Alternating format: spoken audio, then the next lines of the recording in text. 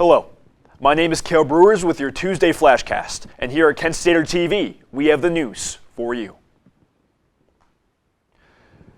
Kent State University student Jaden Breuers is dead after a night with friends turned tragic. The 19-year-old studied business, climbed to the roof of the university inn with two friends. When Breuers was climbing down, he slipped and fell, hitting concrete. According to his uncle, Breuers fought to survive but ultimately died Friday of complications from his injuries. A GoFundMe has been created to cover the medical costs for his Wisconsin family called Bring Jaden Home. The university shared their response to the tragic news. Quote, "We are deeply saddened to learn about the death of Jaden Breuers. A Wisconsin native, Jaden was a sophomore at Kent State University studying general business. The Kent State community sends its thoughts and prayers to Jaden's family, friends, and all who knew and loved him." Two Portage County men were killed Monday morning in a head-on crash on State Route 44 in Rootstown. David G. Moore Sr., 80, of Rootstown, was driving a 2015 Equinox when it collided at 9:44 a.m. with a southbound 2009 Lincoln MKS north of Wilkes Road. Moore died while the EMS was taking him to the hospital. The passenger of the Equinox, Garrett W. McColgan, also 80, was pronounced dead at the scene.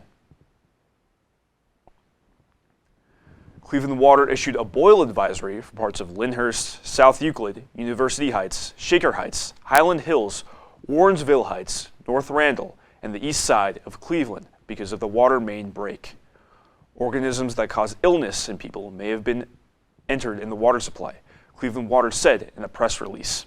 It is unclear when repairs will be finished. A former player has filed a lawsuit against the head coach of the Massillon Tigers football team. According to the lawsuit, when the player turned 17, he took what the team calls birthday shots, where roughly 15 different players take turns tackling or hitting someone while they are stripped naked.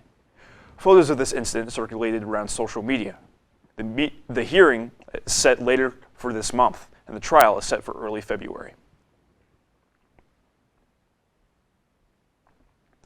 The Brook Park Recreational Center is reopening today after it closed for 2 months due to tornado damage. Brook Park residents have had to use other recreation centers because of the tornadoes that ripped through northeast Ohio in August. The rec center will not be at 100% because there's still too much to do. But the voting will take place in the gym come Election Day. Over the weekend, the second annual Rainbow Revival Market took place. Our reporter Jonathan has more on the story. Jonathan? Thank you, Cale. Rainbow Weekend ended a few days ago. Several events were held around Kent to celebrate LGBTQ History Month. I visited one of them, a revival market at Acorn Alley, and talked to artists and makers about their work and life experiences. The Rainbow Revival Market continued for its second year in a row last Saturday, despite interruptions from the rain. It's always fun to just have a bunch of like-minded individuals come together and put on a good event. Everyone loves coming to the vintage events. They do really well. This not being my first, I've done really well at going and finding ones that are productive to be at.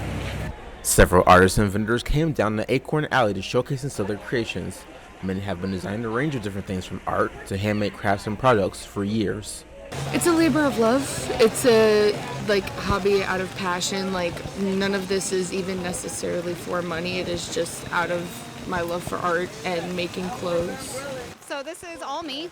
It's all handmade by me. All the illustrations, all the clothes, all the accessories. And I've been doing this since 2011. Simmons, who's been in the business for a decade, says they've seen lots of change since they began. LGBTQ artists say the level of representation in the community has grown in recent years. I think that there are a lot more pride markets than there used to be, which is great because we need a community where we're safe and support each other as local artists. But the journey has not been without obstacles. I'd say you're going to occasionally run into a lot of bigotry and hatred. And that's if you're openly queer and you're out there being loud and proud, which you should be. More events are set to take place over the month of October in addition to the events that took place last weekend. Thank you for joining us for your 5-minute Flashcast. If you want more stories like this, go to KentWired.com or social media at KentWired. I've been Jonathan Beard. And I'm Cale Breuers. Have a great day, Kent State.